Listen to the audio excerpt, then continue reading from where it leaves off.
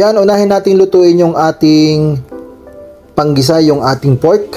Yan, sa halagang 50 pesos may ganyan na po kayo. Yan, unahin po natin yan at ating ipago golden brown. Yan po yung ating unang ingredients para sa ating recipe. Yan, pag ganyan na po yung kulay ng ating pork, atin na po munang isa-set aside po ito at isusunod na po natin yung ating next ingredient na lulutuin. Yan, ilipat lang po natin sa ating malinis na lalagyan. Yan, set aside lang po muna natin to.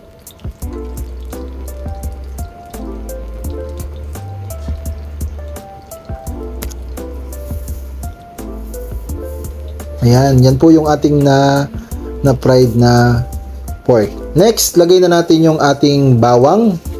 I-golden brown lang din po muna natin ito. Yan, halu-haluin lang po ng bahagya. Kapag medyo brown na yan, isunod na rin po natin yung ating sibuyas. At i-golden brown din natin yan kasabay nitong ating bawang. Yan, yan po ang ating sibuyas na 2 piraso na medium size. Halu-haluin lang natin ng marahan para po hindi siya gaanong masunog. Yan po yung ating mga pangunahing ingredients na ating gagamitin para sa ating bagong ulam for today. Next, lalagay naman natin yung ating susunod na ingredients, yung ating kamatis. Isa po ito sa nagpapaganda at nagpapakulay ng ating lulutuing ulam ngayon. Ayan, halu-haluin lang natin guys para mag-balance or magpantay yung luto nilang tatlo.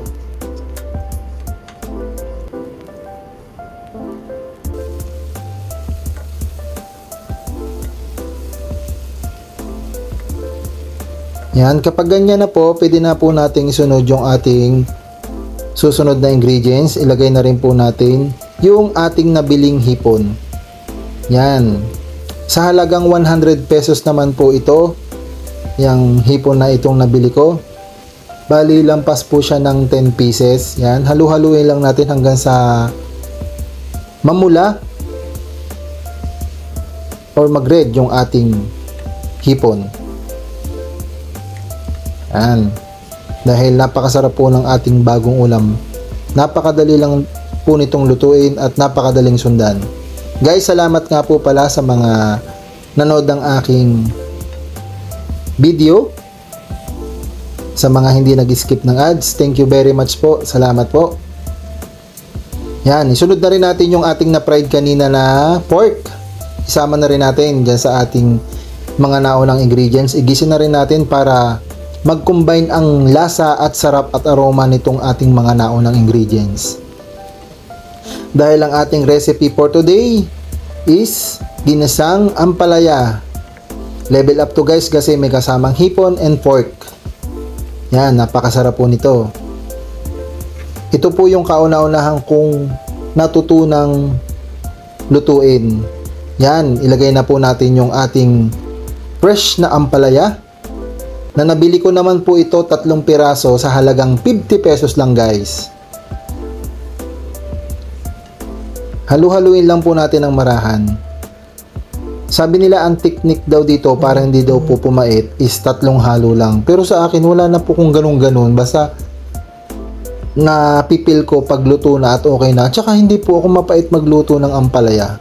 Yun lang po yung pinagtataka ko dahil isa to sa paborito kong niluluto ampalaya kasi na gustong-gusto ko yung mga mapapait. Pero ampalaya lang pinakagusto ko na mapait. So yan guys, dahil nahalo na natin, lagyan natin ng MSG.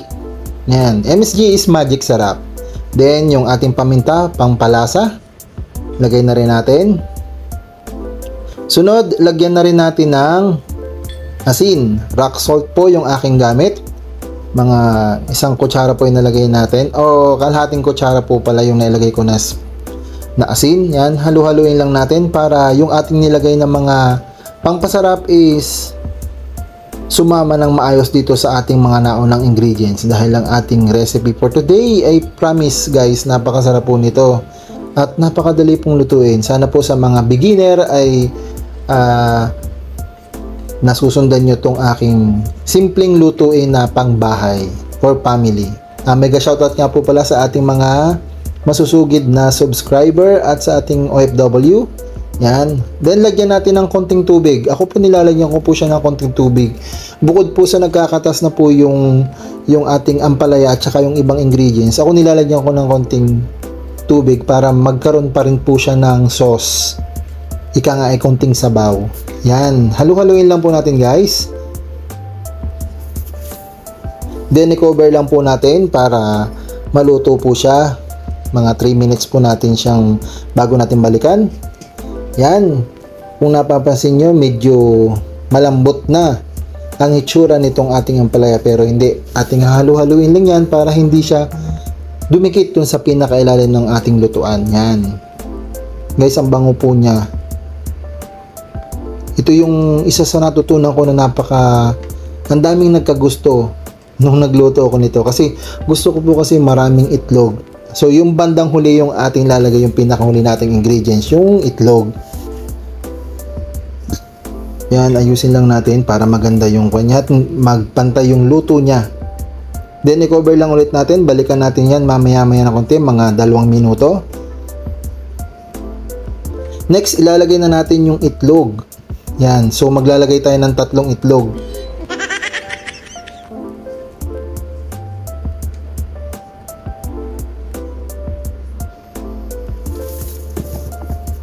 Naku, sorry, nalaglag po yung itlog. So yan, kumuha na lang ako ng bago. Yan, ibubuhos ko lang po yan ng ganyan sa pinakaibabaw niyan, itong ating nilulutong ampalaya. Yan, malapit na po siya guys maluto. Ang ating simpleng at napakasarap at napakadaling lutuin na ginisang ampalaya. Then, halu-haluin lang natin guys ng medyo dahan-dahan para hindi masyadong madurog yung ating mga ingredients. So, ganyan lang po yung ginagawa ko guys. Promise guys, masarap po ito kasi talagang ni-level up po itong aking lutong ito dahil meron siyang lahok na hipon at sinamahan ko rin ng konting panggisa na pork. Yan guys, malapit na po siyang maluto na napakasarap po nito. Promise. Kaya matutuwa na naman po ang aking may bahay at saka yung aking 2 chikiting, kahit hindi po sila ganong kumakain ng gulay yung aking 2 anak, pero piling ko kakain sila kasi maraming hipon to. Ayan, takloban lang ulit natin, hinaan lang natin yung ating apoy. Malapit na po siyang maluto guys.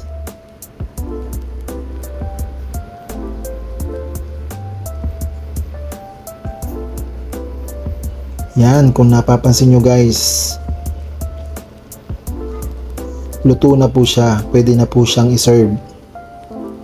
Guys, salamat po sa mga manunood nitong aking bagong video. Sana po nagugustuhan ninyo at thank you po sa mga patuloy na sumusuporta sa aking mga niluluto. Thank you very much po sa inyong support guys. Maraming salamat.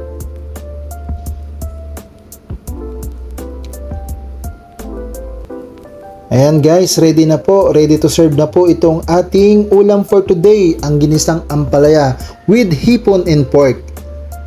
Yan, napakasarap po nito guys. Sana po guys nasundan nyo ng maayos itong ating bagong video. Salamat po sa inyong panunood at higit sa lahat guys, thank you very much po sa mga hindi nag-skip ng ads. Maraming pong salamat at ingat-ingat po tayo lagi. Hanggang dito na lang po yung ating video. Salamat po sa panonood. Tara, kain tayo.